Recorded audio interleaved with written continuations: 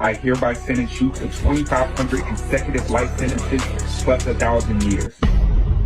Once you pass away, you will receive an attempted escape charge with an additional 200 years being added to your sentence, which you will begin serving in the afterlife once you get to hell. Should you be reincarnated after your death and return to Earth as another person, you will be arrested at birth and you will enter your entire next life in the state. Putting that puzzle. Big shout out to SPI, Spotter Low. You know I'm in the black box. Had to come through, tap in, show love one time. Yeah, y'all make sure y'all subscribe. Stay tuned. All that. Them judges is not playing.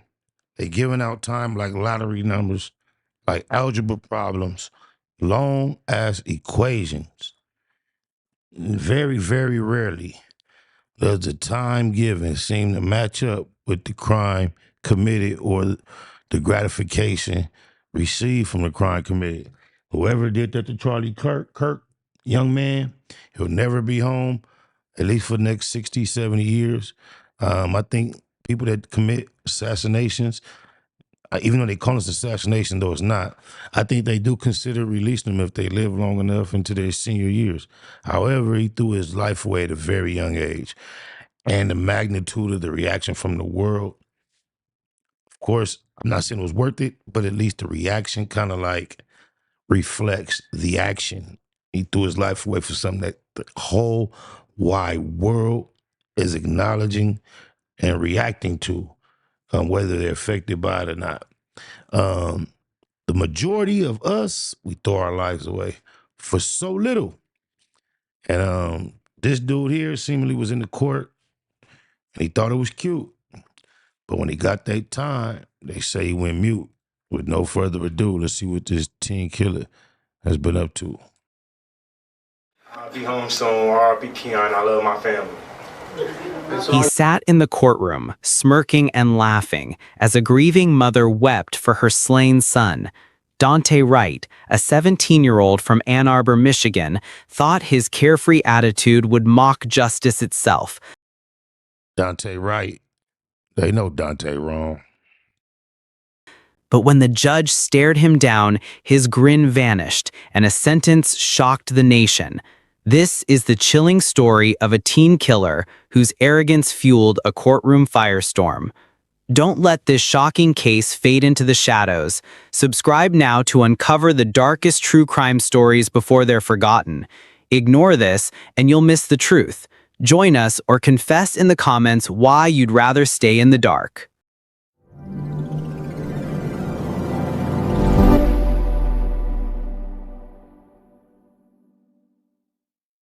On October 4th, 2016, a robbery turned deadly in Ann Arbor, Michigan, leaving a community reeling and a family shattered. Dante Wright, a teenager with a troubled past, set out to steal, but his actions would end in cold-blooded murder, sparking outrage when his courtroom behavior pushed a judge to the edge. Dante Roger Wright, born August 29, 1999, grew up in Ann Arbor, a city known for its college town charm. By 17, he was entangled in gang activity, sporting tattoos like six-point stars and pitchforks, symbols tied to the gangster disciples, according to prosecutors. Expelled from school and known for petty crimes, Wright's life spiraled after a 2016 arrest for fleeing police. Released on bond, he dove deeper into trouble, leading to a fateful night that would define his legacy.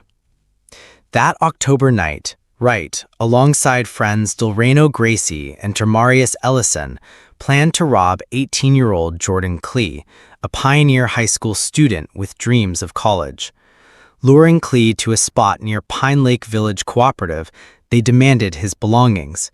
As Klee complied, Wright pulled a gun and shot him in the back of the head, execution style, leaving him dead in the street. The motive? A mix of gang rivalry and a quick score, with no regard for Klee's life. Days later, on October 10, 2016, police arrested Wright in Ann Arbor after tracking him through witness tips and Klee's phone records. He didn't resist, confessing almost immediately, his demeanor eerily calm as He confessed and thought he was going to get out. Yeah, he was slow-tarded. He admitted to the shooting. In the interrogation room, Wright's chilling nonchalance stunned detectives. He described shooting Clee like it was a casual errand, even rapping about his gang lifestyle, boasting about handling business. His lack of remorse and gang-fueled bravado, mirrored in rap lyrics prosecutors later cited, painted a picture of a teen chasing infamy over regret. How do you want to plead to counts 2, 3, 6, and 7? I'm pleading guilty. On the morning of October 4th, 2016, did you agree and conspire with two other individuals, Delvino Gracie and Jamarius Ellison, to commit an armed robbery? Yeah. And who are you going to rob? Jordan Fleet. Jordan Fleet.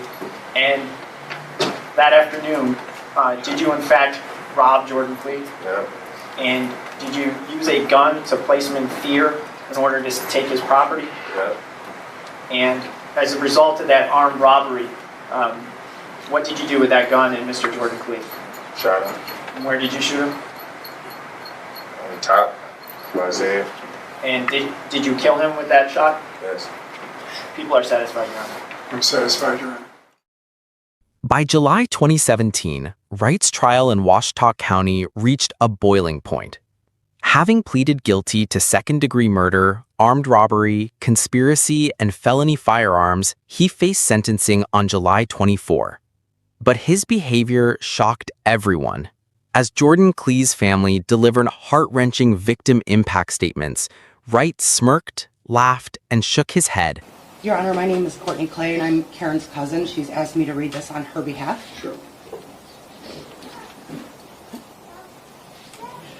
Jordan Michael Clee, born July 26, 1998. Murdered October 4th, 2016, at 18 years old. Jordan has no future. Jordan can no longer choose to go to college. Jordan can no longer choose to change. Jordan. Yeah, I don't know who missing for him. His lawyer must be in on the other side. He knocked down some of them people and thought he was finna slide. Man, you better get ready for a long ride on the inside. Can no longer make a difference. Jordan can no longer fall in love or have a family. Jordan no longer has a future. I've lost my only child, my son, my baby, my friend. More than that, I've lost laughter and love. I no longer have the hope of having grandchildren. I've lost the enjoyment of holidays and birthdays and of everyday life. As a mother or any parent ages, her children are there to care for her. But now in my life, I walk this journey alone. I no longer have that luxury because that was carelessly and cruelly taken from me. I no longer get to see the smile of my son when he walks through the door and brings me a Frosty from Wendy's at the end of his shift. The simple pride of a hard work shift and bringing his mom something that just makes her happy. Songs we used to enjoy, I can no longer listen to. Movie nights we did together no longer exist. I could continue with all the loss. I won't. This year was supposed to be a year of celebration, of senior pictures with prom and graduation and parties. Instead, it was a nightmare that no parent should ever endure. On the nights I managed to sleep, I wake up hearing my son scream for me, to then have to realize all over again, night after night, my son is dead, gone, taken. For what? Why? Can you answer the question? Why? Why? I have an answer. Your answer will never be good enough. There will never be an answer good enough to satisfy why you shot my son. Why you thought that what you had should be yours. Why you felt that what you wanted, you were entitled to. And it was doing a robbery? Man, I don't think he know where he's sitting. If he just closed his eyes and imagine being 60 years back, 80 years back, being outside, trees, fire rope. That's how this court used to go. Shh. Why you thought his death was an acceptable response to your jealousy or desire to what he had. Drugs, clothes, money, jewelry, phones, shoes, whatever it was that you felt you needed more than his life. Your why will never be better than his life. Your want will never trump my son's death. You get to live, get to wake up every day. Your life continues. I sincerely hope that whatever it was you wanted so badly that you felt the need to murder my son was worth the next at least 52 years of your continued existence. He asked about how long he got to sit down. I said 60, 52. Yeah, he just about almost 20 or just barely 20. That's gonna hold him. Somebody should have told him. Hope it don't fold him. Or hope somebody don't fold him and try to mold him and to be an amalgam. Taunting them with, "I'll be home soon." I'll be home soon. R.I.P. Keon. I love my family. That's all you got to say. Yeah, they need to check his mentality evaluation, bro. When his lawyer, I knew his lawyer let him know he was going to have opportunity to speak. I know his lawyer had to advise him to prepare something, give him some type of direction of what type of things he may want to say. And that's what he came with. Yeah, this dude is just slow-tarded at the end of the day. Wright's mother, Antoinette Cardar, claimed his innocence, insisting he was protecting others by not snitching. His attorney argued emotional issues caused his smiles. Your Honor, my client asked me to apologize to the court. His smiling was in no way meant as disrespectful either to the family, to the victim, or to this court. My client is 17 years old. He has some emotional problems and frankly was scared. And some people display fear by smiling. Oh, he's 17. Somebody had him under the impression that he couldn't get nothing more than a slap on the wrist. They couldn't hold him until he was 25 or some bush like that. Poor thing. He really meant no disrespect. He does take this very seriously. And what I started to tell the court before my client interrupted me, was that he did admit to the probation officer during the interview that he was involved, that he did cause the death of the young man. It was never intentional. He never intended to hurt anybody. And I think he does feel bad about it. Now, at his age and in his condition, he may not be able to express it as well as some other defendants might. But he does feel bad about it. Okay. Anything else, Mr. Wright? No. All right. But the courtroom wasn't convinced. Judge David Swartz, a 23-year veteran prosecutor-turned-judge, was livid. Wright's laughter during the statements pushed him to the brink of rejecting the plea I deal. love my family. That's all you got to say. You know, I have never in 23 years approximately ever not accepted a sentence agreement between the parties because it's bargained for, sentenced by the parties. But watching you sit there, smile and laugh and shake your head like this was no big deal, I'm very tempted to just say, I'm not going to accept this sentence agreement. We'll go to trial. And if you're convicted of felony murder, you'll go to prison for the rest of your life. That means you'll die there. That's what I'm tempted to do. Mr. Bella, do you want me to accept this sentence agreement? Your Honor, may we approach prison? Yes.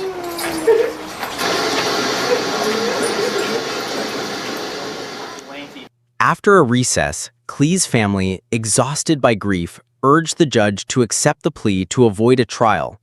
Wright's attorney apologized, citing fearful smiling, but the damage was done. On July 24, 2017, Wright was sentenced to 23 to 50 years for second-degree murder, with concurrent terms for robbery and firearms, plus a mandatory 2 years for felony firearms, totaling 25 to 52 years. He's ineligible for parole until September 28, 2042, at age 43, housed at G. Robert Cotton Correctional Facility. Wright's smirk faded as the gavel fell, his taunt silenced by decades behind bars. As the courtroom emptied, Danta Wright's mother, Antoinette Cardar, spoke to reporters, defending her son's shocking behavior with no hint of remorse for the victim's family. You just know what a mama gonna do. Usually they do have a compassion for the victim's family, but a mama gonna ride with her baby regardless. So my mama. What do you think about his reaction during the statements that were made in the court that the judge seemed to be upset about? Yeah, tell me what you think.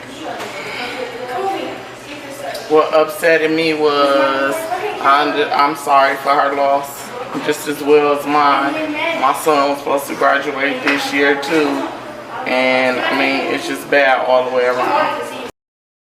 Why they just lie on her and say she didn't show no remorse for the people? She just said she's sorry for the loss. Now, she may have included herself, and you may think that was inappropriate, but she did show some remorse for them people. You just lied on that lady. So that's just how I feel.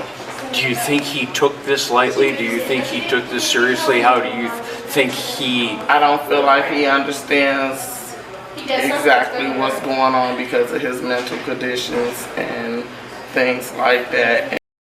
Yeah, they all, if a white boy was acting like that in court, they would definitely have him evaluated mentally. They would definitely be mentioning his mental health and being suspicious that there has to be something off or altered. But because he's a melanated young man, they don't even consider it. It's just criminal. Everything is a criminal element. And no one has even brought that up or said anything about it, so. Can you expand on what those conditions are that you don't feel like we're taking into account? No, that has to do with the case. His mental conditions, I'm going to put like that. The court systems in juvenile and I had tests done to see if he was a threat to society, which he's not. He sees another psychiatrist here. So she has had him evaluated as a mother. So they trying to pin her in. Has he been diagnosed with anything? And she's not well versed in the subject of diagnoses. Perhaps he has not been diagnosed. That does not mean he is not suffering for some type of issue. In Ann Arbor, and she also let the attorneys know his diagnosis, what medications he's supposed to. So he has been diagnosed and he's being medicated. Very interesting that she just said that was not allowed to be admissible in court. Beyond that he's have not had since he's been locked up. So, I mean, it's another reason why. The smile. I have a brother that suffers from schizophrenia, paranoid schizophrenia. And when he's medicated, he's the sweetest person in the world. Off that medication, he's a muff. I'm talking about a dude in his 30s that you can't get the curse when he's medicated. You can't get him in the playtime to say a bad word. Let that medication be off balance. Man, he cussed like a sailor, say some of the most foulest things that you didn't even realize he knew how to say. Big difference on and off the medication. Love you, Derek. I didn't mean to tell your secrets. You know you my dear. If you don't get no bigger, D.A. Dub. Oh, my mama. Does not have nothing to do with slack of what, how can I say it? That's just how he handles everything. That's how he handles everything. As a child, if he was in trouble, he'll just look at you and smile. Not knowing he's in trouble, but still, that's just how he Her words dismissing the victim's pain and excusing Wright's behavior stunned onlookers. F you AI, she did not dismiss their pain. They asked about her thoughts, and she gave her thoughts. Of course, her thoughts are going to be about her son. She started off doing the proper thing by mentioning what those people are suffering from, but then she gave her thoughts. She was there for her son, honestly. Deepening the divide between the families. Don't let Wright's cruelty vanish into silence. Subscribe now to keep these haunting cases alive. Oh yeah. 97 ways we gon' live it. You can tell me shit about my crippin'. I've been a loco, my living.